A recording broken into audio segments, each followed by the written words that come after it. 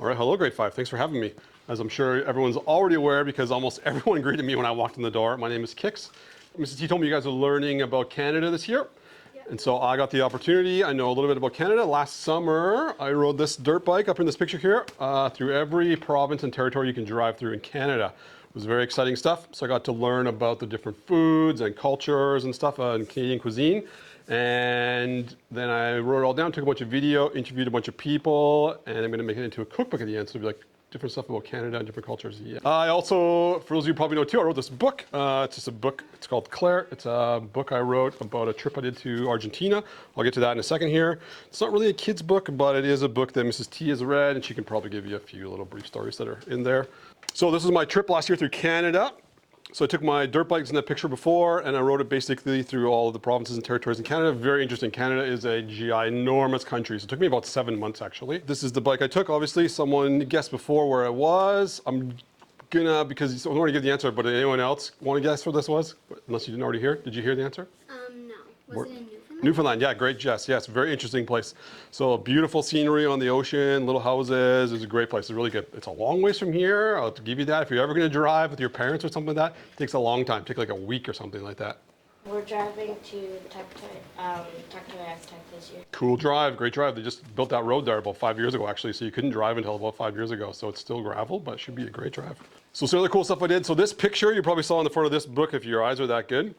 So I drove that motorcycle, it's a little bigger than the other one, from Canada to Argentina. Does anyone know where Argentina is? I'm gonna walk over here to this map, and I'm gonna see if anyone can guess where on the map. This is the map of the world. This is Canada for reference, and then this is the rest of the world. Does anyone want to guess where Argentina is? You had your hand up first. Where do you think it is? Is it in the yellow? Like over here? Yeah. That's Africa, so this is sort of like the Central Africa area. So it's in South America. So for a little reference, this is North America. Tuk kid, what's your real name? Lachlan. Lachlan? Yeah. Okay, Lachlan, where's your guess?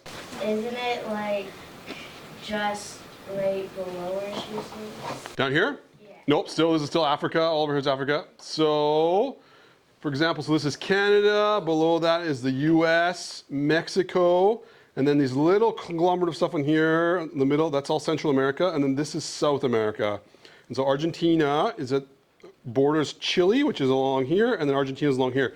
And Argentina essentially follows Chile all the way down, and then Argentina sort of takes over at the bottom and goes to the very bottom of the world, essentially. And so it's the furthest place you can drive to in the Americas. So it's not necessarily what we're talking about today, but just for reference, I've seen all these countries in here, every single one of them. I did that trip. It took maybe 2.5 years or so, and got to like meet all different people in Mexico and Guatemala and Central America, El Salvador, that kind of thing. Oh, you have to have your hand up, but you were first, yeah. Did you drive through every state in the U.S.? Not every state, no. The U.S. I've been through a bit of it, but I just drove sort of like this side over here and a little bit on the other side over there. But today we're mostly going to focus on Canada. So this is a quick video I put together. Basically, a really quick video. It's about 2 minutes long about the trip I did through Canada last year. So I'll just play it really quick. You guys can watch it. It's about 2 minutes long, and then we'll continue on with the... Hi, I'm Kix. I love food, travel, and motorbikes. This year, I wanted to see my own backyard, Canada. So I decided to ride the second largest country in the world, coast to coast, on a 250cc dirt bike. It was an incredible opportunity to see the real Canada from inside the kitchens of real Canadians. These are the people and foods that make up this incredible country. Welcome to the Cooked in Canada motorcycle adventure. So that was 7 months put into 30 seconds, basically. So I took a bunch of those slides out of there, and we will sort of go through them in a little bit more detail here. Oh, how do you get out of this? So this is Canada. Has anyone in this room lived somewhere other than Alberta in Canada, a different province, perhaps? You, sir, where are you from? The Netherlands? Oh, that's not in Canada, but that is further away. But that is that would probably trump everyone else's, I guess, because that's a long ways away. But how are you enjoying your time here? Good. Good? Yeah, okay, great. Anybody else from a different province? I visited Ottawa a couple weeks. But you haven't lived there, you visited there? Yes. Oh, cool, great place. Well, Anybody? my family lives there. Your family lives there? Is anyone born or lived in a different province in Alberta? I've lived in British Columbia. British Columbia, right next door, right over here. Okay, great. What's the town or city? Around Vancouver. Oh, And cool. they used to live in Saskatchewan too. Oh, cool. Oh, great. Oh, cool. Okay, so you guys have been around a little bit. Sounds great. Okay, so we're going to start off with British Columbia, and then we're going to work our way across the country with a few little stories and stuff about food. So this is British Columbia. It's right next door. If you've been on holidays, you've been there, obviously. It's probably like the go-to place for most Albertans to go on a vacation because it's really close, really nice, really easy to get to. So where I went to on this particular trip is I rode my bike up, way up here through this area, like Terrace, Prince Rupert, that area. And then right along the ocean up here, there's an area called the Nass Valley. And there's a little town called 𝗔𝗯ance. And right at the very end here, there's a little hamlet called 𝗔𝗂𝘁. And so there wasn't a road to 𝗔𝗂𝘁, I think until 2003 or 2007. So they're a very isolated community of like First Nations people. And they have some very interesting foods there. So I met this guy, his name's Lonnie. He is a member of the Nisga'a people, a really great guy. He told me about some of the local foods and cultures and stuff they eat. And so what he's standing in front of us here is actually where he cooks some of his food. It's a smokehouse. And so inside of there, they'll take some different meats and stuff that they have maybe caught or trapped or shot or something like that, or they've been hunting. And they'll put them in here and they'll smoke the meat for preservation so they can eat it later. So instead of maybe going to like the grocery store or something like that and picking it up there, he'll preserve it in here and they'll keep it in a freezer at their house. It's just a different way of living. So we're gonna start off with a little bit of a shock factor here. Can anyone guess? I'm gonna give like 3 guesses maybe about what this might be that Lonnie was hunting that they ended up smoking and then they kept for later. I think your hand was up first. Moose. Moose, oh, great guess to do that too, but that's not what it is. I don't think anyone's gonna get that, so I'm gonna make it really hard, but. Is it like a squirrel? Squirrel, oh, good guess too, but not quite. Gavin? Buffalo? Buffalo, 3 great guesses. Okay, so that's it for the guesses because I'm sure no one's gonna get it because I had no idea what it was till we got there. But this is actually sea lion. What is weasel? Weasel, no, sea lion. And so they'll go out to the ocean with a boat. So it's maybe like your parents here, if someone's parents hunt, they might go hunting for deer or moose, for example, something like that. And they go to the ocean on their boats and they'll actually hunt for sea lion and they'll bring it back and then they will preserve it in a smokehouse like this. And then they'll keep it in their freezer and they will turn it into just different meals around the house. So where I'm pretty sure no one in here has maybe had sea lion for dinner, Lonnie's family would have it like once a week or twice a week. It's not even that, like it's a completely different culture, a different way of living. It's not even that far away. I've actually had sea lion before. What? You had sea lion? Where? I was in BC. Where in BC? Like up in the north? I can't quite remember where, but it was only visiting my dad and he was working. Did you like it? Yeah, it was really That's amazing. You're the only other person I've met who's had sea lion. Wow, that's incredible. So this is in the community and in their small town here. So these are all different smokehouses. So for example, if someone doesn't have a smoker at their house, they can come down to the community and they will smoke the meat and stuff in here together with the alder wood, like little woods that burn and smoke away. And they'll preserve it and the food gets distributed out to the community. So lots of stuff in there. They'll do moose, they'll do like squirrel, like you said, for example. Grouse, yeah, they probably do grouse, stuff like that in there too. So it's a really interesting way to sort of live community and share everything you have. Where maybe if you don't have an oven and you have an oven, you come over to your house and use the oven. Or if you don't have a vacuum and you have a vacuum, you go borrow his vacuum. So they don't have a smoker, they'll come over and they'll use the community smoker, for example. So it's like an interesting way to share the culture. So when it's all said and done, that's a smoked sea lion rib. So sit down, Lonnie bakes some potatoes. It's like a really big, it looks like a beef rib basically that comes off the side of the sea lion and I'll smoke it and we sat down here for dinner and it was actually pretty tasty. It wasn't too bad at all. Yeah, it was great, it was good. Next on the list, we went a little bit further north into the Northwest Territories. So if you've been through Canada at all, if you just drive above Alberta basically and go straight north, you'll hit the Northwest Territories. And so Northwest Territories, same thing, not that far away, but they have a completely different culture. They live a bit differently. They eat a lot of different foods. And so I met this guy up there. Let's see here, we'll get this rolling. This guy here, his name is 𝗔𝗯cie 𝗂𝘁 He's a First Nations guy, part of the Dene people that live up there. So this was his trapper's tent, sorry, that he had up in the bush up there. And on the other side of this is a teepee of his. So one side he had a teepee, other side he had a tent. And so he could take people up there in the winter, they could go snowshoeing, they could go around. And for example, the Dene people used to, not as much anymore, but they would trap a lot of their food and hunt a lot of their food. And for example, it's similar as before, the moose and the squirrel and that kind of thing. And so I went to meet Donovan at his teepee in the woods. And he was gonna teach me some more Canadian cuisine that I'd never heard of. And so there's a few different things on the grill right now. So inside here, we're inside of his teepee. So this right here is bannock, which I'm sure I feel like some bannock, a couple people. There we go. Yeah, so that's bannock on a stick. Yeah, so you made bannock over the campfire. And then this is actually a rib. So it's from another Canadian animal that you probably don't eat a lot of around here, but it's a little more popular up north. Caribou. Oh, you're on fire today. That is a great guess. Holy smokes. Wow. Caribou. Wow. You totally got it. That's a caribou rib. And so, or your parents might hunt deer or something like that, or you would have had like pork ribs at the grocery store or something, then this is a caribou rib. Yeah. And then in the background here on the top, did someone say ptarmigan earlier or something? Was that? I forget. I thought someone said grouse. Yeah, grouse. Sorry. So basically the same thing. So up in the top corner there, it's a little hard to see, but those are actually like ptarmigan meat. And then there's another animal in the middle here. You can kind of see, and it has like a little tail there. And so I'm gonna do like one guess. Sorry, I said a protein bar before I got up here. We'll do one guess what it is. If you don't get it right, I'm just gonna tell you. A bunny. Rick and a bunny. Oh, pretty close. Rick, pretty close. So with this, it was a good guess, actually. Rick, good guess. So that's actually a muskrat. Ew. So what they do up there, I'll just skip to the next slide, but just so you have an idea, that's a muskrat. And so they'll trap, it's like a beaver kind of, if you don't know, a muskrat is like a small little beaver. Anyway, they'll take that and then they will take the fur off for like mitts and that kind of thing to keep their hands warm. And then they'll cook up different parts of the muskrat. But the muskrat meat is actually like, there's not a lot of meat on a muskrat. It's like a bunny, kind of. There's not a lot of meat to it. And so in order to get like some more calories and get a little bit of fat out of it so they get some more energy, they cook the whole thing. And so this is actually the muskrat tail. You knew it. So that's what we're eating there. So I'd never seen muskrat tail before on a plate. I'd never seen it on a barbecue. I'd never seen it anywhere before. And he had it on the grill that day, and it was not a big deal to him because he eats muskrat tail all the time. So that is some of the foods from northern Canada, if you ever find yourself up around Yellowknife or something like that. But if you're ever up there, that is some of the foods that you might find yourself eating in northern Canada. Does anyone know which province these jerseys represent? First hand up, yep. Saskatchewan. Boom, great answer. So next on the list, we went to Saskatchewan. And if anyone's sports fans here, do you guys like football at all? I play football. You play football? Okay. My name's Ben. Ben?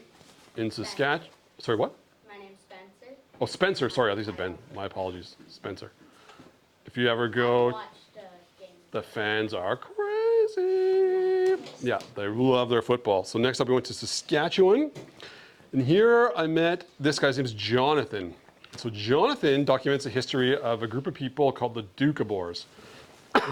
So 𝗔𝗶𝘅 are a group of people who came here as immigrants back, I think in the 1800s sometime. And so originally they used to live in Russia. At the time, there was some conflict going on and they had to find a new place to live. And so they ended up, one of the places they came to was Canada. So not so different than what's happening right now, maybe with the Ukrainians, if you're familiar with that situation, where they were living in that area before too, and now they're coming here. So the same thing had happened 200 years ago. The culture moved here. And they believed in a few different things. For the most part, they were vegetarians. They didn't eat muskrat tail. They didn't eat sea lion ribs. They mostly ate vegetables. They were farmers. They lived off the land. And so he's actually teaching me how to make, these are hand pies they made there. Some have cheese in them, some have jam in them, some have like spinach in them, different stuff like that. And the 𝗔𝗶𝘅 cultures believed in a few different things. And one of them was that they never used to use animals to do any of the work. So they were farmers, so they didn't use it. So for example, if we look at this picture, typically back in the day, you'd have like a cow who's maybe plowing the land or doing the work. But if you look closer at this picture, you'll see it's the people that are hooked to the plow. And so the people did the work. Was that like in a museum? Did you say? The picture, yeah, the picture was in a museum in Saskatchewan, yeah, about the 𝗔𝗶𝘅 culture. And so they were sort of a religious culture who all lived together, they all worked together, they all worked the land, but they didn't believe in using animals to do the work, and they didn't believe in eating them, that's for sure either. And so they would do a lot of the manual labor themselves. It was super interesting, yeah. Ellie, and they're sort of like Hutterites, right? Yeah, like a similar comparison, yeah, in terms of they live together, that kind of thing. Yeah, it's kind of like the same sort of idea. So we've been through British Columbia. We're probably not going to talk much about Alberta because we're already here.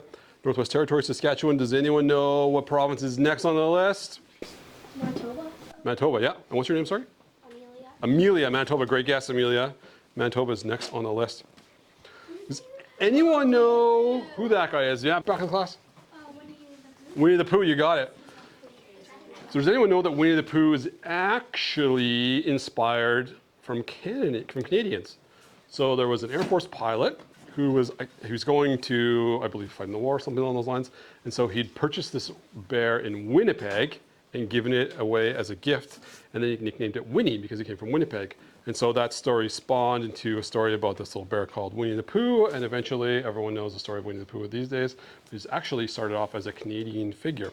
So this is in the way, if you're driving through Winnipeg, you'll have the opportunity to pull in here. And I thought it would be like a big, huge deal, but it's actually just one little statue of Winnie the Pooh in basically a parking lot. But it's still kind of neat to see if you're on a road trip across Canada. So you said it a couple minutes ago, but yes, I was going to ask if you knew what this was, but you already guessed it. So these are Hutterites.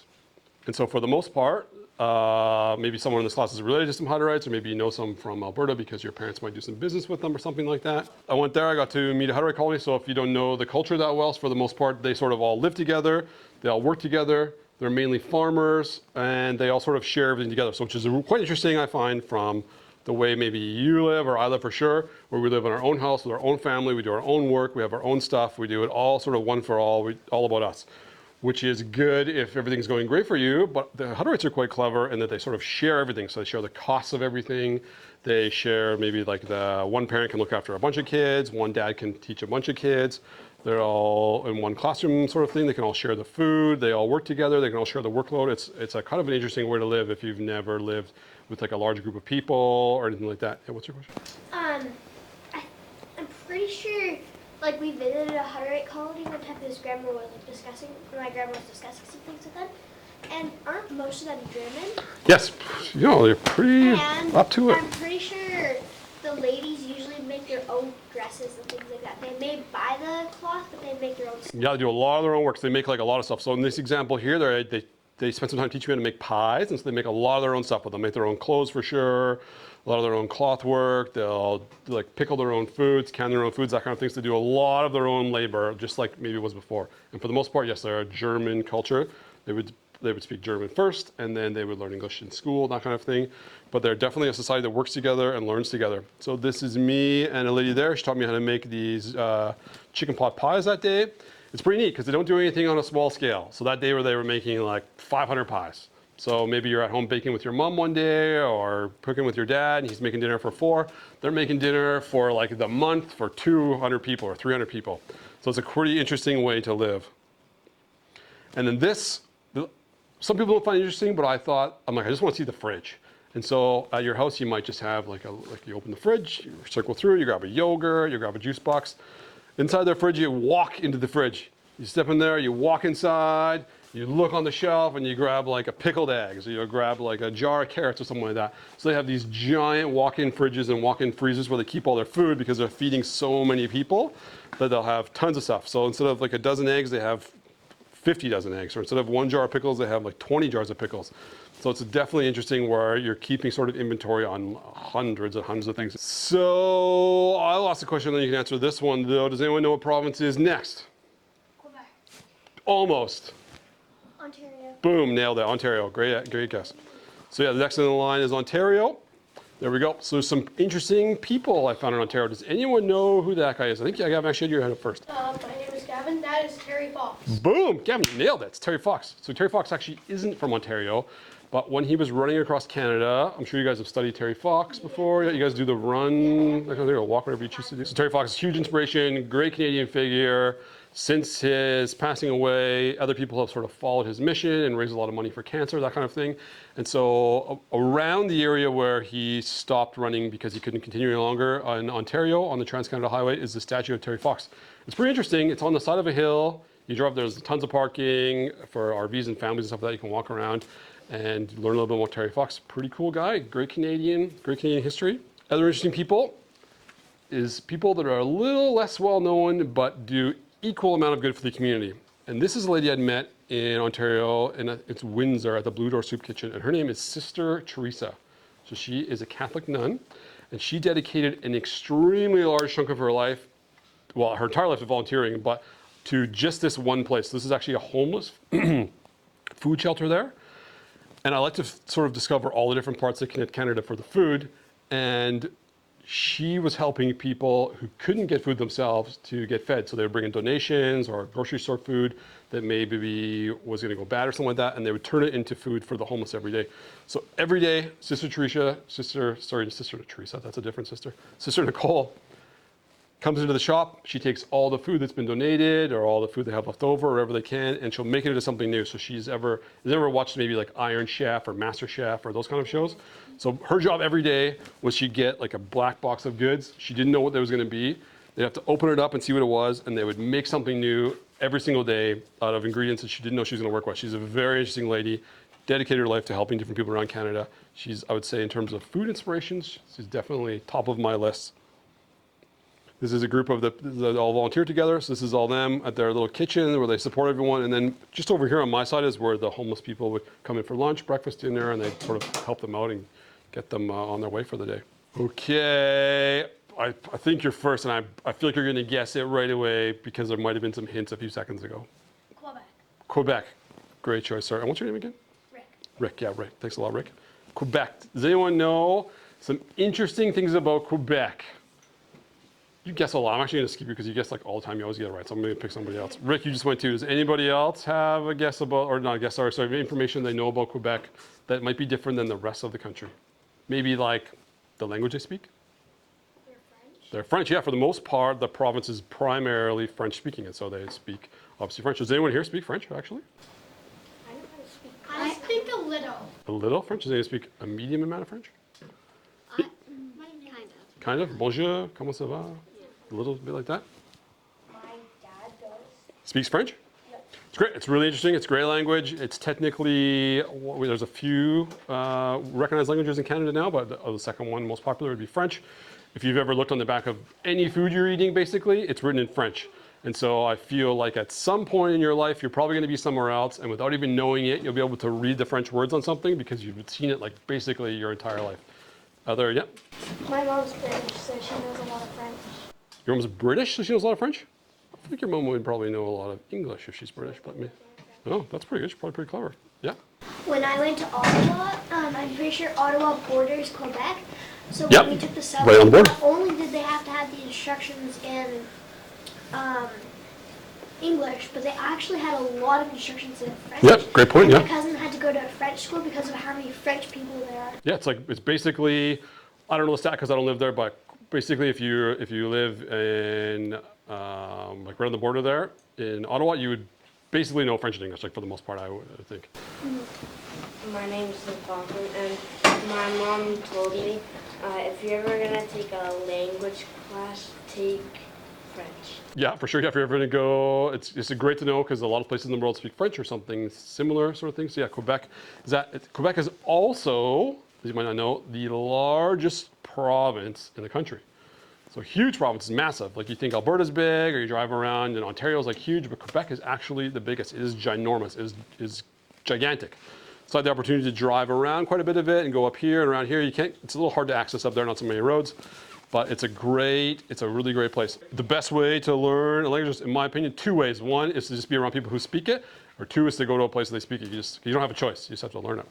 And so another thing about Quebec you probably know is that the majority of the maple syrup in the world comes from Quebec.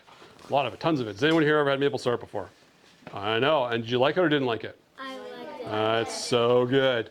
And so there's lots of jokes we make, I find, where we talk about like, people from Quebec drink maple syrup and they love maple syrup and everything. I was there. We actually stayed. This is Mrs. T's cousin right here, actually, in that picture. And we stayed at their house and we sat down one day and they were drinking the maple syrup. I couldn't believe it. It was actually true. And so she's like, what?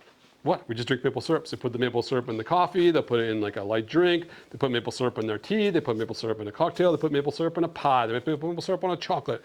They put maple syrup on a lot of things. I was quite surprised. There was maple syrup in almost everything that we touched when we were there. It's delicious, but it's basically like eating candy all the time. Yeah? Do they put maple syrup on pancakes? On pancakes, yeah, which was almost not even that weird at that point because they put it on pretty much everything. It was unbelievable. And does anyone know what this dish is that also comes from Quebec? Rick, you've gone a lot, so you've already know the answer. I'm going to skip back to the back of the class. My name's Jackson, and is that poutine? That is poutine, Jackson. Great answer, yes. Has anyone here had poutine before? Almost everybody, yeah. So good. So they actually call it poutine, not poutine. We call it poutine because we kind of like make up our own words when we don't know how to say them properly in a different language. But it's actually poutine is how they say it. And so in this, I was at a place there called a 𝗔𝗯𝗂𝘁, or like a sugar shack. It's where they take and they'll drill a hole in the side of a tree, the maple tree, and they'll let the sap drip out, and it turns into this big bucket of sap, and they boil it down. Boom, that's how you get maple syrup. And so in this one, they took the standard poutine, where they make the fries, and they scrambled some eggs with maple syrup together at the same time. They cooked them together, and then sausage on there, and probably a few hundred other thousand calories. And that was sort of like one of the lunch items. It was unbelievable. It was so good. Did you eat that for breakfast? That was like, actually, that was quite early. That was like at 9:30 in the morning, mostly because we needed the video of it we were doing. But typically, I wouldn't eat a poutine at 9:30 in the morning, but there was eggs on it, which made it feel a bit like a breakfast item. So it's good. Quebec's a great place. Different language, different foods, great people. Definitely worth the drive. And if you get to go there when you're a bit older, it's really good. Okay, we have another bit small. So from like one of the biggest provinces to not the smallest, but pretty close on the list. Does anyone know which province that is? You don't have to guess if you don't want to, but. London? Nope, no London. London's not a province, but there's a city called London in Ontario. Rick? New Brunswick? Boom, New Brunswick. Rick, you nailed it. Nice. Boom. That was your guess too, Jackson? Yeah. Oh, great. Well, there's. Going there. You're going to New Brunswick? Oh, great. It's a great place. Really cool. So New Brunswick has some great people, some great culture, some great foods. And let's see here. So these people are from New Brunswick. And I don't think you're going to get the answer, but I'll let you guess anyway. Can anyone guess what flag this is? So for example, Alberta has a flag, Saskatchewan has a flag. This isn't the New Brunswick flag though. Different cultures have different flags. This is a very cultural flag that belongs to these people that are from a specific Canadian culture that I feel like you might not have heard of, but we're going to talk about today. You can go first. It's a hard one. What's that? No, it's a hard one. You can try. No, I'll just tell you because it's a tricky one. So these are called Acadians. So they take the France flag and the star. Oh, I should know this information. Oh, I'm going to forget. They're going to be mad because these are friends of mine. And they put them together to make the Acadian flag. So they're not necessarily French Canadians, not necessarily English Canadians. They're Acadian. And so does anyone know or heard of New Orleans before? A lot of people? Okay, great. So New Orleans is a place in the US. Great place, great city, lots of music culture, lots of dancing culture, lots of food culture. And they have sort of a very distinguishable accent that everyone speaks with. So once you meet Acadians, the original people from New Orleans actually were Acadians. They're from Canada. And so the French were fighting the British back in the day, 200-300 years ago. There was a big fight. They tried to essentially eliminate all the Canadians, and they shipped a bunch of them out of the country, and the one place they landed was in New Orleans. And so New Orleans is actually more famous for having Canadians in it originally. So we populated that part of the US, and they speak a language called Creole there, which is sort of a mixture of a Frenchy English sort of blur together. It's great people. So these people are called Acadians. So same thing, I stayed at their house. And these people I actually met on the trip to Argentina. I met them in Nicaragua, which was super strange. They were driving down through Central America. I was driving to Central America, we met, and then it turns out they were Canadian. I got to stay with them again 5, 6, 7 years later and got to learn about their culture. And I actually didn't know there was such thing as Acadians in Canada until I met them. So I lived here my whole life. I was completely unaware of the fact that we had a culture in Canada called Acadian. Their own food, their own language, their own music, their own people. If you Google it, you can hear some of these sort of old, upbeat sort of dance songs that they listen to. It's pretty interesting stuff. You actually go first. We learned about Acadians in social. Really? Oh, that's great news then. I didn't know it was a thing. I was totally unaware that Acadians existed, and you learned about it in social. That's great. Jackson? Those might be my cousins. Okay, so we're going to go down to one of the smallest. Rick, you're so good at answering. Let's see who hasn't. Sure, you can go. What's your name again, sorry? My name is Zita, and it's... Zita? Yeah. All right, Zita, yeah. Is it Prince Edward Island? Prince Edward Island, yeah, great. Huge name for a small province, PEI, Prince Edward Island. So despite Prince Edward Island being like a super small province in Canada, they offer a lot of great stuff. They have some interesting things there. They're surrounded by the oceans, they have lots of seafood dishes. They also have the soil there in lots of places is red. It's like this deep red soil, which I think comes from the iron in the ground. And so you may have heard of something like PEI potatoes, something like that. a company called Cavendish. They are famous for their potatoes across Canada because the potatoes grow in this sort of rich iron soil, and they are delicious. Do you have a question about this? So we actually learned about PEI, Newfoundland, Labrador, and New Brunswick. Oh, I should have came to you guys' classes. It sounds way more interesting than my trip, actually. So these guys are oyster farmers. So where, for example, here, maybe your parents farm hay, or maybe someone farms horse nut. These guys farm oysters. And so this is in PEI off the ocean. And so they set out these little houses for the oysters that live in the water, and they'll go by a couple times a day on these big boats, and they'll pick them up on these lines, and they'll pick up the oysters in these trays, open them up, and then they'll see them grow, and they'll shake them through these little, like, different size holes. They have a spinner that spins, and then it separates them to like big, medium, small. And if you've ever been to a store and had an oyster, anyone had an oyster before? You had an oyster before? Yeah. Did you like it? It's weird. It's a little weird. I like them, but they're just a little weird. They're okay. Yeah. It's just like, Aren't those the ones like that come from the shell? yeah, it comes with a shell. Yeah, so it's like a big shell like this. They're really tricky to open. You have to have like a special little oyster thing, crack them open, and they're essentially alive until that moment. So it's one of the freshest foods you can eat, unless maybe you just picked a vegetable. And you pop it in, open it up, and then you eat it right away. So what these guys do is these are little oyster houses. And so this is out in the ocean in a little bay in PEI. And these little things, like, it's kind of like this, for example. It's just maybe a bit longer. And they'll put the little oysters inside like this, and they'll go in there and they'll eat, and they sort of eat the stuff on the top of the water, and they'll spin them upside down, and they'll check on them, see if they're good or bad, flip them back over and put them down. So these guys are actually on the water farming oysters.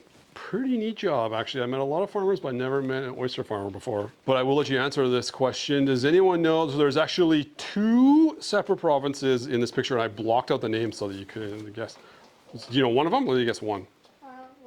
Labrador. Boom, that's a harder one, I think, usually, yes. And you guess, well, you just went actually not too long ago. You haven't gone in a while. What's your name, sorry? Nova Scotia? No. Nope, close up. What was your name? Emily. Emily, yeah. Who else hasn't guessed? You would have guessed Jackson, Gavin. You want to guess? Sure. Okay. Boom, nailed it. Great answer. Yeah, so Labrador, Newfoundland. So they're related to each other. So usually people talk about like Newfoundland and Labrador. Beautiful place, long ways away from here.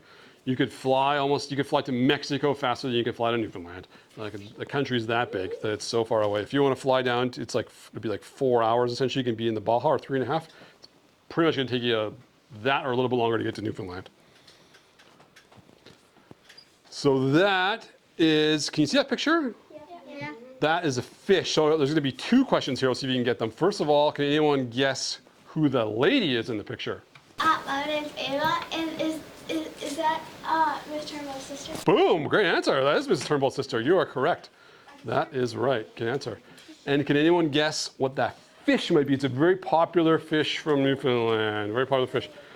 Everyone sort of, you guys win already. You can guess one. Cod. Cod, boom, right answer. Oh, aren't you from Newfoundland? Yeah.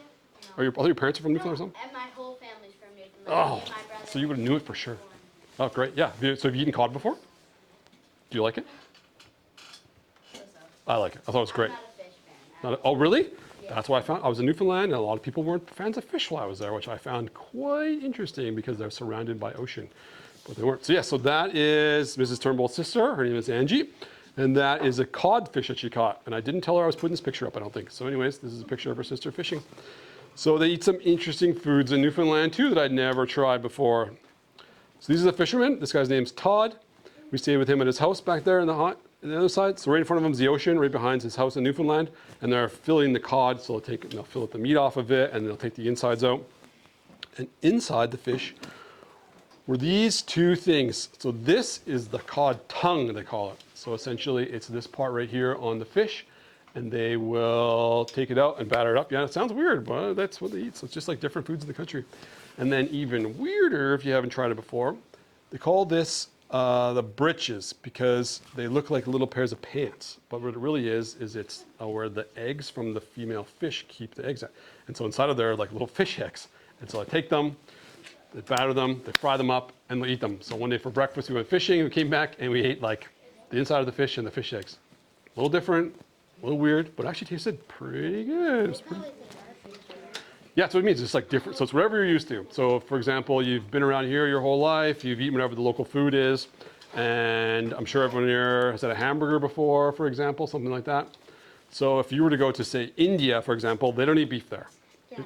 The cow's a sacred animal. Yeah. And so Like, they just run around the street. yes, you wouldn't walk into a restaurant and say, can I eat a cheeseburger, can I eat a steak? It doesn't exist. And so if you were to go there or that would look weird. So they come here and they'd be like, you're doing what? You're eating steak for dinner? And you go there, you're like, you're eating what? You're eating spinach for dinner? Just a different culture, different way of living.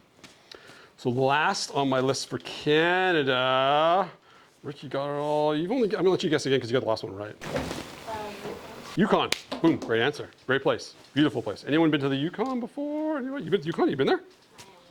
Oh, you drove there or you flew there? Okay, yeah, it's great. When you were 4? Oh, so the details might be a little fuzzy. No, you remember the trip? No, great. That's great. Yukon's a great place. So the Yukon is, if I remember correctly, the least populated place in Canada. Canada is one of the least populated places in the world in terms of countries. We have some of the most amount of space on planet Earth to live in. People have backyards, we live in single families. You go to other places in the world and there will be, where you won't be able to park on the street here. There'll be thousands of cars. So for example, I was with Ms. T's sister last year, the year before, we were in Egypt, in the city of Cairo.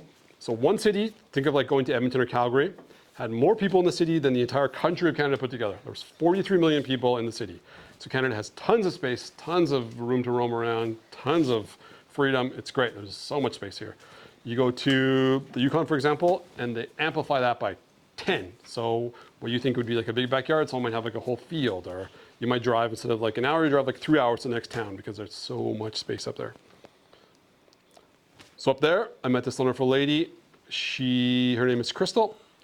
She's a First Nations lady they live on a beautiful lake up there into the woods, and they're picking a fruit here. Is it a fruit? I think it's a fruit. From the forest. Can anybody guess what that little red fruit is? Rick, sure. Either a huckleberries or Saskatoon berry. Pretty close, pretty good guess, pretty good guess. Those are actually cranberries. So it's called a high bush cranberry because it kind of grows a bit higher in the air. So high bush cranberry, it's a very tart, it's like eating a sour soother kind of thing. That smells like running shoes. It smells terrible. It smells awful. You pick it up, it smells disgusting. But they make it into a drink, and it tastes pretty good actually. So they made a medicine out of it. So what they would do is went back to their house after picking the wild cranberries, they boil it up with this and some different herbs, and they make sort of they call it a medicine to make yourself feel better. Maybe like if you had a Gatorade, it's sort of equivalent, like you're feeling kind of dehydrated and low, they make this into a cranberry high bush medicine, and then you would drink it to make you feel great. That's good. It was delicious. It was quite a little thing. You just walk out to the bush, pick the cranberry, smells awful, tastes kind of funny, put it in a drink, tastes amazing. It's pretty clever. Does it still smell awful? Or does it burn? No, once it's boiled and in the drink, it actually doesn't smell as bad, but smelling on its own, whew, that's bad. Bad news. So I'm gonna do maybe like a minute of Canada questions, then we're just gonna skip on a little bit and talk a little bit about foods in the rest of the world, if you guys want to. Does anyone have like a Canada related question, not story, just a question? You have a question? How much money did you use on getting gas from BC to... Newfoundland? Yeah. That's a great question. I actually wrote it all down. And I don't know the answer off the top of my head, but I could wager a guess because I put in about $20 a day in gas, and I went for like 6 months or so, and there's 30 days in a month, so let's say that was $500 a month times 6 months, so like $3,000-ish, somewhere like that in gas money. And that's pretty, I was on a dirt bike, so that's pretty good. If your parents took like a truck or something, it would probably be... Like 10 grand. Yeah, way more. That'd be way more than what I paid for the dirt bike. So that's kind of it. But it's over like 6 months. It wasn't in like one weekend. I didn't spend $3,000 a weekend. It was over like through like about a 6 month period. And you just asked, so I'm gonna skip somebody else. You had a question? Since you like lived in like some of the like French speaking places, can you speak any French? So I haven't specifically lived in some French. I've been in some French places, but I'll just do a quick little show you here. So different places I personally got to live. I lived here in Australia, and they speak English there, just with a funny accent. And I also lived here in a place called New Zealand, which I think, who's telling me about New Zealand? Was that you two? Yeah, so I lived in New Zealand for a while too. Great place, they speak English there, part of the Commonwealth countries. And I lived in a place over here called Thailand in Asia, so they speak Thai there. So at the time, which that was a while ago, I knew a little bit of Thai, but I definitely didn't speak Thai, so I knew like some of the numbers, like Nung Sung Sam Si Si Hip Bop, whatever the numbers are. And at a different point, I lived in the UK, and they speak English too, so it was mostly English. However, on this trip through here. So basically from Mexico all the way down to Argentina, they speak Spanish mostly. Not everywhere, but mostly, except for Brazil, mostly speaks Portuguese. And then obviously along the way, there are dozens of dialects that they speak that are different. Like for example here, like different nations might speak like Cree or Blackfoot or something like that. And so they would speak a different language altogether. So for the most part, while I was in here, I could speak like pretty good Spanish. I was okay, I could get around. But that was a few years ago, so I don't remember all of it. But yeah, but the French, not so good at French. Question related to this topic? Could you like tell us some Spanish words if you can remember? Some Spanish words, sir. I could be like hola, which is like hello, ¿cómo está? How are you? It could be like mi nombre es Kix, like my name is Kix. Mucho gusto, nice to meet you. Those kind of things you could probably, if you wanted to learn a few. YouTube is probably your answer. But who's the Explorer? Dora the Explorer? Does she speak Spanish? Yeah. So that's probably like my nieces could speak it. I'm like, where did you learn that? They're like, oh, well, Dora the Explorer. Because we went to Mexico last year, so I know like a couple words in Spanish. That's great. It's great to learn. People appreciate it if you speak a little, if you just try to speak their own language, people really appreciate it. So you probably met people here in Canada whose first language is not English. You'll probably know right away. And they're trying to speak in English and some of the words sound funny or kind of mixed up or they say it wrong, but you know it's not their language. And they're trying to learn, but you appreciate they're trying to talk to you rather than speaking their own language. So it's great. It's usually like not that hard to learn 2 or 3 words while you're traveling around. Like, thank you, you're welcome, nice to meet you, that kind of thing. I'll do like 2 more questions and we'll move on to something else if you want to hear about other things. So, how many days did it take to make it from where you started to where the trip stopped? In Canada? Yeah. Great question, yeah, excellent question. So there's a few different answers to that question. I'll give you the answer. Do you ask me specifically? So for me personally, I wanted to see the country in detail, and the purpose of my trip is I wanted to get to know Canadians and sort of learn about the different cultures and foods, and interview people and ask them questions along the way. So it took me about 6.5, 7 months to do the trip. However, if you were just driving from here to say Newfoundland, which is basically the furthest point, you could do it in 5 days. It wouldn't be fun.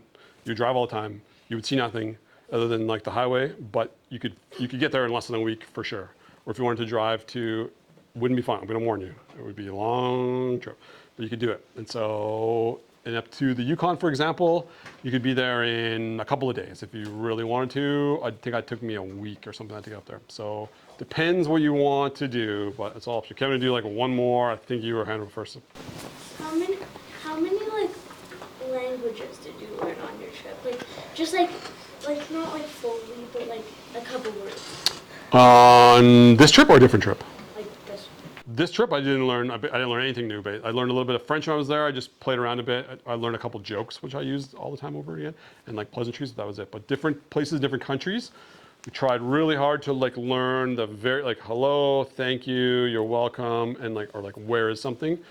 Sort of the basics. So I was with Mrs. Turnbull's sister in Africa for like 6 months, and there is a lot of different languages there. Like, I couldn't even wager a guess, hundreds of different languages there, so many.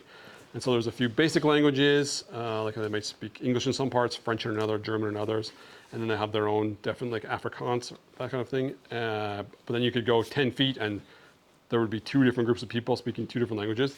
So I just picked the main one, the 2 of us did, and we tried to learn just a couple of words in that language, and that was it, because it was a lot. If I was living there, I would try harder. But yeah, last question, and then I'll go into one other thing. Was the trip worth it? It was great. Totally great answer. Or sorry, great question. Yeah, trip was totally worth it. I personally have never been on a trip in my life that wasn't worth it. I find it very interesting when people go on trips and they come back and they say like the weather was bad or the food was bad. And I'm like, did you do anything else? Was it not fun? But for me, it was totally worth it. I quite like meeting the different cultures and different people, and people are basically nice everywhere you go. And they're usually, if you take an interest in what they do, they're more than happy to explain to you about the culture and that kind of thing. And we're pretty lucky here in Canada because for the most part, it's safe to travel everywhere. So it's safe to drive everywhere for the most part. It's safe to meet people everywhere. For the most part, it's an incredibly safe country. And because we're all basically connected through English and we can figure out the French part in the middle, it's really easy to get to talk to people and they're really easy to chat with you. So if you want, I can talk for like another maybe 10 or 15 minutes about some different parts of the world and their foods.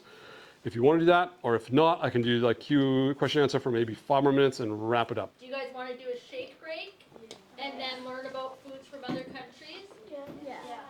Or do you want to do the Yeah, questions it's on the next little spiel. and not do the foods from other countries? A or B? A. Okay, we'll do a quick shake break. What's shake break? Just like this?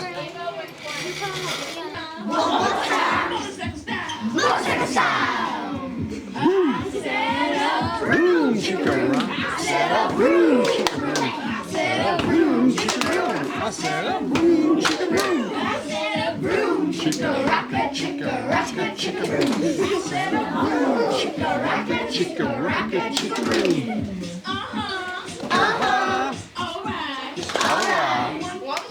All right, that's a good one to end on. So this is the rest of the world. It's my favorite place to be, everywhere.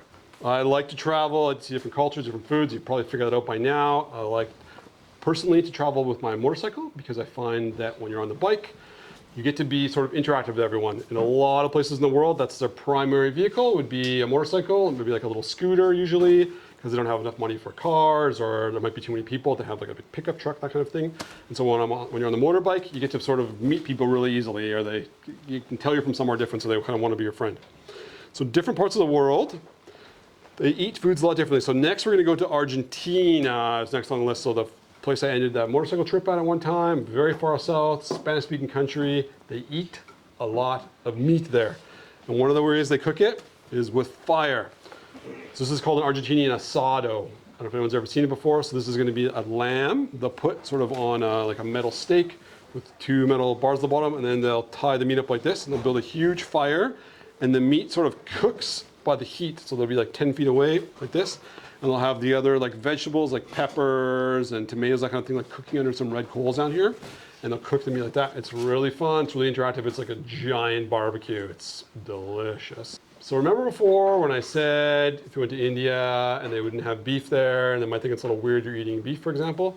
Well, lots of places of the world, they eat foods that you might find like super surprising, that you wouldn't find anywhere else in the world, but to them is very normal. They eat it all the time, eat it once a week. It's very different.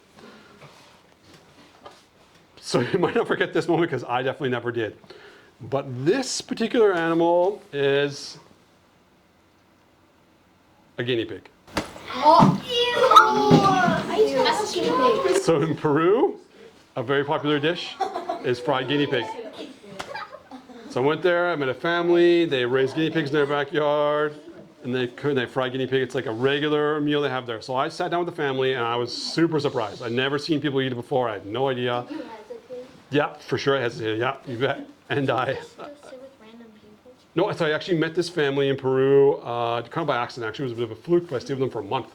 They kind of became my family for a month. I still talk to them all the time. I sent them gifts. They're in this book I wrote. There's pictures of them in there. I tell a story about them. Great people, really nice people. And so they were teaching me how to cook guinea pig, and we sat down for dinner, and they were all like, just like having a chicken salad for dinner here. A chicken burger, chicken salad, no big deal. You raise chickens in your backyards. I'm sure no one thinks it's weird to have chicken for dinner. Has anyone here never had chicken before? Everyone here's had chicken. So same thing. In their backyard, they have guinea pigs running around instead of chickens. So I sat down, and I tried to explain to them that where I'm from, if you had guinea pig for dinner and someone found out about it, you'd probably go to jail. And they were like, what? What do you mean? We eat this once a week. And I'm like, I'm just trying to tell you that it's a different culture. We eat different foods there. We don't eat guinea pig. And they're like, what? We eat guinea pig all the time. It's such a great meal. It's so good. So there's one food item I've had in one part of the world that I will never, ever forget about. Was it good?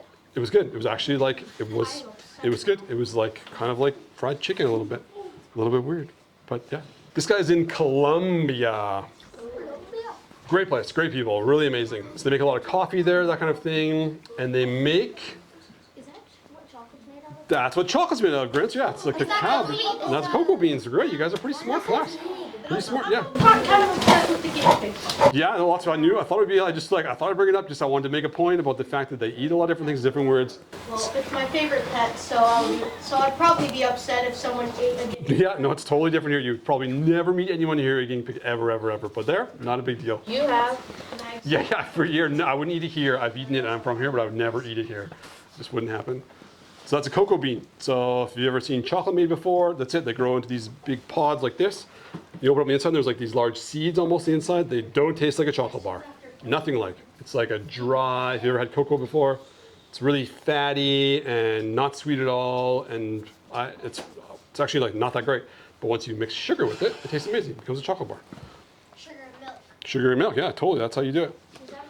Why is there a hippo? We didn't eat the hippo. Okay. I'm just going to say that, so this is in Africa. This is in South Africa. So we're in a town there, and roaming the streets at nighttime are hippos. No big deal to them. I was with Mrs. T's sister, we're walking around at nighttime, we're in a truck, and there's hippos just walking down the street. They make like a beeline, they come to town to eat the grass, and because their skin's so sensitive to the sun, they only come up at nighttime out of the water to eat the grass. And so we're walking around, and the hippos just roam the streets. And so I was explaining to them too, where I'm from, there's no hippos that roam the streets. Cows don't roam the streets. Nothing roams the streets for the most part. You might see a deer running around. Or you might see like a cat. A cat, you would never see a hippo. Hippo's super dangerous, most dangerous animal in Africa. More dangerous than a lion. But they just roam around the streets there. It looks like a screaming. He was just like, I think he was a little surprised looking at us. So we didn't get closer. Actually, like pretty fast, even though. Yeah, they're really fast. Super fast, yeah, it's super weird to string. Even though they're super fast. Yeah, it's interesting. I wasn't scared because we were in our truck. But if I was meeting you away, yeah, I'd be scared because it's 10 times the size of me, way faster, way meaner. But it's just like interesting, it's sort of really interesting that the kids there would grow up and they would kind of know like what to do. They would know like not to get close. They would know not to walk on that side of the street. They're walking home from school, you don't walk near the hippo. They would know that. Where you guys probably wouldn't know that because you didn't grow up with hippos. Just a different way of living. So that was actually way down here in South Africa was where that was at, in the very southern part of Africa there. Oh, is that a iguana? Dragon? Who said Komodo dragon? Komodo dragon, yeah, that's what it is. A Komodo dragon, yeah, totally. So these guys live in a village in Indonesia, which is way over here, Indonesia. And so there's an island there called Komodo Island. That's where the Komodo dragons live at. And so the kids on that island would live with Komodo dragons. That's how they spent they don't live with them, but they live on an island with them. Please don't tell me you ate it. No, you need the Komodo dragon. No, I just found it very interesting that the kids there would have to learn how to like knock close to the Komodo dragon. Because if you get bit by that thing, it's game over. No, it wasn't friendly. No. So this guy he's our guide. He's ahead of us. He has the stick, and he's just trying to get the Komodo dragon off the bridge so we can walk ahead with it. But it's very interesting that they live in a place with real live dragons that still like roam the streets. It's very interesting. Super dangerous animal, really large. I didn't eat it. Super dangerous. Next on the list, cheese, blue cheese, yeah. So this is blue cheese. Now that looks like something in the back rooms. So this is in a cave in France. Oh. So in this cave in France, they make blue cheese. It's been made the same way for thousands of years. One time there was a monk, he was walking around, he had some cheese, he set it down, he went and did something, he came back like months later, the cheese was still there, and it turned into blue cheese, and it kind of molded, and he picked it up, and he ate it, and he was like, this is delicious. And so you realize that in this cave, Moldy pea? It's like- What's moldy cheese? like moldy cheese, yeah, it's just like kind of like moldy cheese, kind of. Cheese is like moldy milk, basically, so it's just like moldier. And so it sits in this cave, and it's really humid in there, and it's a bit cool, and it slowly develops over time. This is called Roquefort blue cheese. So it's actually a really famous cheese. It only comes from this place. The goats that they milk for this cheese have to come from within 100 kilometers, I believe is where it is, from this cave. And they put the cheese down there, and it sits for however many months. It slowly becomes blue cheese. So it smells like feet in there. It is not appealing, but if you like blue cheese, it is quite interesting that is where they grow the cheese from. It's in a little cave underground. So as in France, which is over there. What is up here? Ostriches. This is in Africa also. So the ostriches roam around. You gotta, if you're somewhere where the ostriches actually are, you have to learn how to live with them too, because they're pretty dangerous. They can kick and they can bite at you. Yeah, but they're, Why do you so close to I've like seen an ostrich egg before. Yeah, huge. It's great. Yeah. So you can eat the ostrich meat. You can eat the ostrich egg. Whoops. There. So this is a trainer there. So what they do is they put like a little piece of food in your mouth, and the ostrich will eat it off of you. So it's not really that dangerous, but you don't want to make them mad. So that ostrich just like ate a piece of corn, I think, out of my lips is what was happening there. And this is pink dolphin. So in New Zealand, or sorry, New Zealand, what am I talking about? In the Amazon, they have pink dolphins there. So you typically see like an all gray dolphin. The dolphins, not all of them, but some of them up there are a pink dolphin, which I'd never heard of.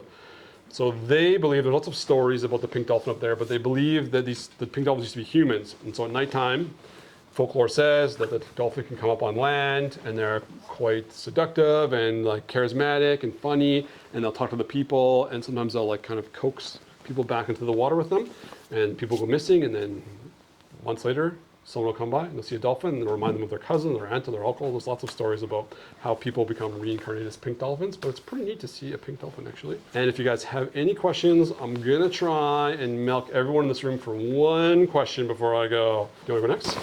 Yeah. Where do you get those bracelets from? Great question actually, because I used to have more, but when I like to go traveling, I don't like to bring back like a bunch of stuff. I don't like to bring like t-shirts or whatever. Usually I'm on my bike or something small, so I collect bracelets usually.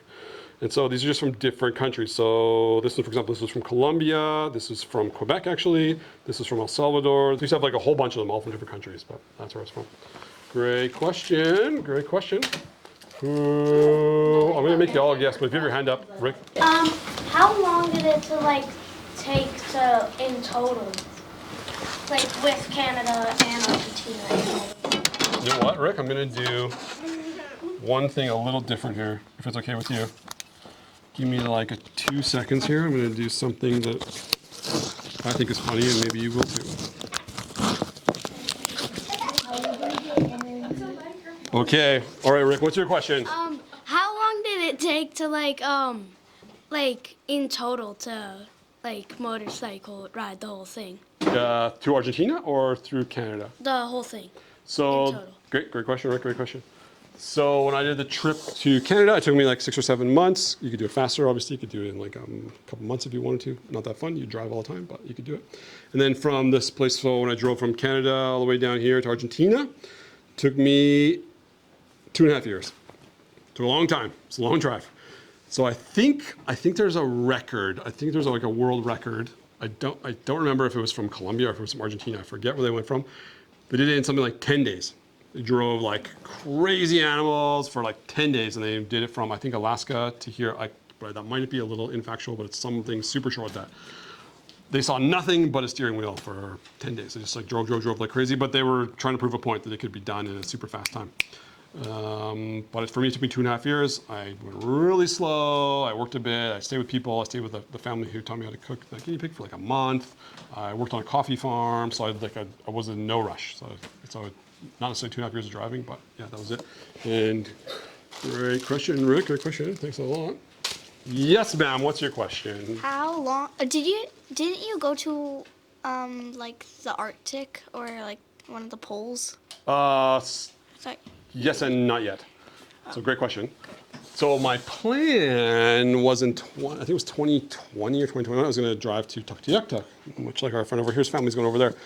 But the world kind of closed down for a couple of years, so that didn't happen. But I did drive to, so essentially the South Pole is right here, so that is Antarctica, and I was right there. Yeah, Antarctica's way down here. So sorry, that's not the island, sorry, that's not Antarctica, but Antarctica's right down here. I don't know if it's, okay, on this map, yeah, so there's like a big, massive like ice flow around here. I have another question. Yeah, what's your other question? Why do you keep bringing up guinea pigs? Just because it's a story that I will never forget in my life. I used to have 2 guinea pigs. Yeah, so it's probably super weird for you, and you probably didn't like the story. I apologize, but I just wanted to like make a point that the world is very different, and what you think is normal in one place is not always normal in another place. Like super different. Just like that's why for me, I think it's great if you're like when you're younger, if you get a chance to go to Mexico with your family, or they're going to New Zealand, or they're going to Europe, that kind of thing. Then you'll go there and you're like, this is weird. Like, why are they wearing wooden shoes? This is weird. Why are they eating guinea pig? This is weird. Why are they driving on the right side of the road? This is weird because the whole world is very different. So it's interesting to see the different places. So, great questions. Yes, ma'am. What's your question? So when you went to Argentina, how did you get back home? Did you ride your bike back? That is a very good question, actually. Great question. Yeah, so that's a long ways down. So once I got to here, Argentina, I would have loved to drive back up. But for me personally, the way to the adventure is fun, and the way back from the adventure is not that fun. Yeah, it's not that great. Especially when they go on a road trip, or maybe you're playing like a volleyball tournament somewhere or something, and you drive to the tournament, and you're with all your friends, really fun, you get there, it's great, and then you have to drive home after. And that part I don't find entertaining. So what I did personally is I sold my motorcycle in Argentina, a very sad day, and then I got on a plane and actually flew to the UK over here, And then I flew back to Edmonton over here, and then I drove to Ms. Turnbull's sister's house. So I got back. So that was, just because that was the cheapest way I could get home is why I did it that way. But great question. Do you have a question? Why did you call your motorbike Claire? Oh, great question. That's a great question, actually. So this bike, so different bikes have different names. So the one I'll show you guys after this is called a Honda Africa Twin. So that's like the brand of bike, like a Chevy Equinox or like a Ford Taurus, different car names. And so that bike is called a 𝗂𝗋 650 is the name of it. And so I took the K, the L, and the R and tried to think of a name I could use with those three letters and came up with Claire, which was good and bad. So it was good because I had a name for the bike and it was really fun and I hung with the bike for like 2 years. It was bad because I got really attached to the bike. At the end I had to sell it because I couldn't bring it back with me. And that was a very sad day because I didn't want to give up the bike. Like maybe like your favorite shirt or something like that. So that's why I came with the Claire phone. Great question. You bought a new bike? Yeah, I bought a new bike. Yeah, I came back. Yeah, for sure. Does it look like the other bike? No, it's a little different. Great question, sir. Excellent question. Great question.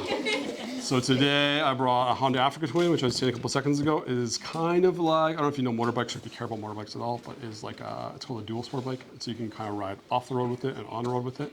It's a little bit big, it's a bit heavy, so I don't necessarily love it because if you ever have to pick it up off the ground, it's really heavy.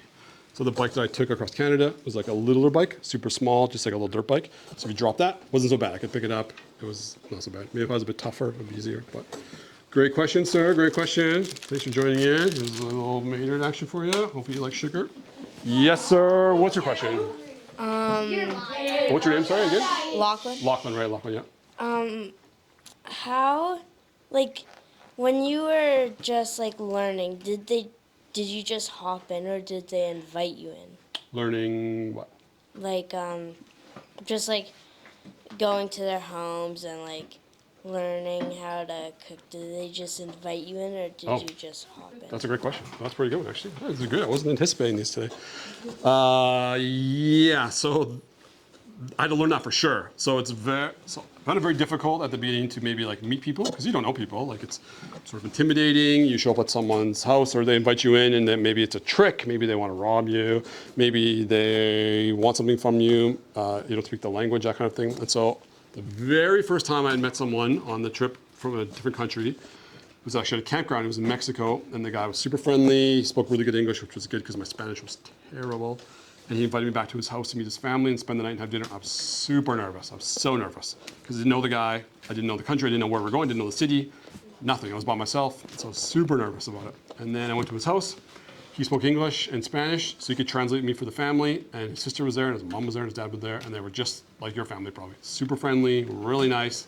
Made me dinner, asked me tons of questions about Canada. Never had a Canadian at their house before. Want to know about my trip. Very friendly. I spent the night there. They fed me breakfast. The guy was amazing. It was so good.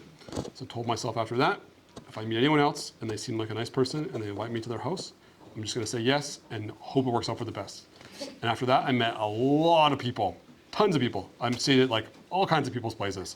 Just because they met me, I was alone. They kind of felt sorry for me because I was alone, but it wasn't that bad. And they brought me in. They taught me about the culture, the food, all that kind of stuff. So I would say you have to learn it. Yes, sir. What's your question? Did your motorbike ever break down? Oh, yeah. Great question. Great question. Great question, yeah. Great question. Very good variety of question. Yeah, my motorbike broke down a lot of times. And so not necessarily the motorbike's fault per se, because it was in a lot of hard situations. And so that bike wasn't maybe designed to like carry all the luggage and like all the camping gear and all the cooking gear and everything on it. So it was like a lot more weight than it was supposed to have on it. It wasn't just driving down a gravel road. It was driving through like the Andes Mountains. It was driving through like rivers. It was driving through, there's not a lot of pavement outside of North America. A lot of places are gravel roads or like really bad roads, like a hole in the road is like as big as this desk. You walk along and you're like, oh my God, I fell in a hole. So the roads are really bad. So yeah, I broke a rim, I broke a chain, I broke the frame, I broke the headlight, I broke oh my God, a list of things. So yeah, the bike broke down lots of times. But the upside is the bike that I took on that was a very simple, like easy to use bike. So I could fix it really easily, which is why I chose it. And so it always got put back together and it always kept on running. So I wouldn't necessarily say it was a bad bike. It was just the guy using it was maybe a little hard on it. But great question. What's your question, sir? Did you go to a hospital any time? Hospital, yeah, good question. Actually, good question. Yeah, that's good. So I went to a number of dentists along the way too, and did I spend any time in an actual hospital personally? I'm trying to think if I hurt myself anywhere along the way. I don't think I was personally in the hospital. I definitely met a lot of people who were in the hospital. But I got my teeth worked on in Portugal one time in Nicaragua, I went to the dentist there, one time in Argentina, I went to the dentist there, a few things like that, they do things differently there too. So the dentistry is like a little different too. You walk into like I feel like the dentist would be. yeah, you like walk into like someone's like a classroom kind of thing, and that's like the dentist's office. Or one time I was in Peru, and I wasn't at the dentist there, but I was volunteering at this, like a small community there, and in the back of a coffee shop upstairs, they turned it into a dentist's office. So it was basically like walking in here. And the dentists from there were from all over the world. They were called, I think there's Doctors Without Borders. And they go and they'll volunteer. So there was American doctors there doing dentistry for these Peruvian villages. So it's kind of funny to see because you see like a North American doctor in a regular doctor outfit, and then this person from a small village in Peru with a very traditional like knitted sweater on and like woven pants and a big black cap, like look very traditional in the same setting, getting their teeth worked on. And they'd never been to a dentist before. So it was pretty cool to see. But I've been to the hospital, and if I didn't have to, I wouldn't, because the standard in North America and Canada is a lot higher than a few places around. So if you can avoid it, I wouldn't go to the hospital in a different place. Thanks a lot. Great question. What was your question? What's the favorite place you've ever been? Oh, that's like the hardest question. Oh, that's a tough one. It's like, do you have like brothers and sisters? You're the only child? Oh, well then this answer can backfire. I was gonna say it'd be like your parents choosing their favorite child, but they could easily choose with you. There's so many places that are like so amazing that I think you'd have to break it down like about why you liked it so much. For example, the food in Mexico is amazing. It's unbelievable. The food's so good there. The people in Colombia are like incredibly friendly. It's like if you're going for the people, it's great. The scenery, like in Costa Rica, is like beautiful mountains and monkeys and rivers and snakes, and it's great. So I don't have a very great answer for you in terms of like specifics, but if I could choose like my favorites, I already said them. One would be Colombia for sure, because the people are so good. And I think in Mexico because the food's so good. And then for continents, I really like Africa because it's so different. It's like a whole bunch of little countries all together that are all really different from each other, all in one little space. It's kind of like neat to see. So great question, like impossible to answer. Sorry, it's like such a hard one to answer. Do you like candy? Great, thanks for your question. You have a question, sir? Great, you want to talk to the mic? All right, what's your question, sir? Did you see any snakes? Snakes? Yeah, so I actually have a picture in here. I was in Costa Rica, and I'm not used to snakes because we live here. There's a garter snakes here, this big, super safe. And I went to the washroom one night. I came back and my bike's parked in my camping spot. I'm walking back and there's a cat sitting on the top of my bike. I'm like, meow, meow, meow. I'm like, what's a cat? What's a cat meowing? I know what's going on. So it's dark outside. I have my headlamp on. I'm walking up like this. And I look at the cat, and the cat's like meow on the ground. So I shine like this and shine my light down. And underneath my motorcycle is this 6-foot-long boa constrictor. What? Under the bike. What? Massive snake. Huge snake. And I'm like, oh my God. And I didn't know what to do. I don't know anything about snakes. I know nothing about snakes. And so I'm like, well, I better at least take a picture. So I took a picture of the snake. Bad picture, but I still got it. And then went back and asked the people who were at the campground, like, what do I do? So, like, there's a 6-foot snake outside my bike. So the guy comes, he looks at me, he looks at the snake, and he's like, oh, it's just a boa constrictor. I'm like, just a boa constrictor? It's a 6-foot snake. He's like, nah, they won't eat you. Worst case scenario might wrap around you, but it won't, it's not venomous. I'm like, so he wasn't worried about it. I was super worried about it. And so that night, anyway, the cat chased away the snake eventually, which was super surprising, and slowly slithered away. And then I just sort of slept that night with my zipper at the top of my tent, so hopefully it couldn't get inside of the tent. But yeah, so I've seen a few snakes for sure, but I've never had like a problem. See any, like, cobras? Cobra, not like in the wild. I saw a cobra, it looked like a cobra show in, I think it was Thailand, I think, where you see the cobras like run around, but it wasn't like affecting me. Great question. Great question. Yes, ma'am, you have a question? What's your question? How long did it take you to make the book? Oh, great question. And yeah, that's a good one too. Impressed with your Yeah, super good. Oh, like so different. So I wouldn't previously call myself like a writer, for example. So I did it on the side. So every Sunday, I'd work on my book so I could write about it. And it took a while. It takes a while to write, actually. So it took me about 2 years So I had some stories I'd written before, and then I put them in there, and I'd write every Sunday for like the whole day, and then I'd edit it, and Mrs. T's sister would help me edit it, and then I'd say by the time I did that, printed it, got it ready, it was like 2 years. So the trip to do was almost as long as the writing part of it. So super hard, but yeah, great question. You like candies? Oh no. Don't worry, I got more. What happened? This is yours? Oh, there you go. We're gonna keep it together. There's one. You guys already asked a question, so I'm gonna skip over you. You have a question? Well, I'm gonna. What's your favorite color? Oh wait, sorry. What's your What's your favorite color? favorite color? Great question. Great question. My favorite color used to be, but I think it's changed actually. It used to be green. It was like my favorite color for the longest time. But I seem to oddly own a lot of blue things now. I'm not sure how that happened, but I seem to be like on a bit of a blue thing. So great question. Oops. Oh, good catch. It was Jackson? Yes. Yeah, Jackson. What's your question? When are you going on your next trip? Oh, great question. Next trip, I feel like I'm always going on my next trip, but I'm not exactly sure. So last year I was gone for 7 months. I think this summer we're gonna stay here, and then I think in the wintertime we'll probably go on a trip somewhere where I usually have like a destination in mind, but at the moment we don't. So I'm just gonna say probably in the winter, but I'm not sure where yet. I have a friend who wants to go motorbiking through Vietnam. I've been there once before, but not like a lot of it. Yeah, and so I would like to go and do that. Would be really amazing, but I haven't been yet, so we'll see. So I'm gonna. So Vietnam? No, Vietnam's pretty good. Vietnam's all right. How are you gonna go from Vietnam if it already happened? Well, it's your turn to ask the question. Actually, is that going to be your question, or what's your question? Did you see any bears along the trip? Ooh, good one. Yes, I did see some bears on the trip. So on this Canada trip last year that I did, when I was in the Yukon, I saw a lot of bears, like more than I thought I would see. So I'd be driving to meet that crystal lady who showed me about the medicine, and she, on the way to her house, I saw like 6 bears one day. Like there's grizzly bears and a brown bear, and I couldn't, like, I'm like, whoa, there's a lot of bears here. So she said on the way home, just be careful, because when you leave our house, you'll probably see some deer, and then you might see a bear. Left our house, turned the corner, there was deer there. 100 feet away, there was some bears. I'm like, oh my God, there's a lot of bears over here. So yeah, I did see some bears there for sure. Yeah, it's a great question. You like candies? Yep. There you go, sir. Thank you very much. Yes, ma'am. What's your question? What inspired you to go on all of these trips? Oh, yeah. You guys are on fire today. What inspired me to go on the trip? Great question. I'm actually going to tell this story tomorrow to a different group of grade 10s. So when I was in grade, I think it was 7 or 8, something like that, I went to Innisfail Senior High School. The guy came to our class. He was quite a bit older than me. It's kind of like this situation right here. And he had graduated from high school there, and he went and lived in Peru afterwards. He lived in Peru, he lived in the jungle. He was living in a tree house for like a number of months. He told us all these stories about like living in the country and Machu Picchu and the mountains and the different cultures and the food and living in the treehouse. And I was completely unaware of life outside of where I was living in Alberta. And so I looked it up later, and I found it fascinating that this guy had gone to this really strange part of the world never heard of.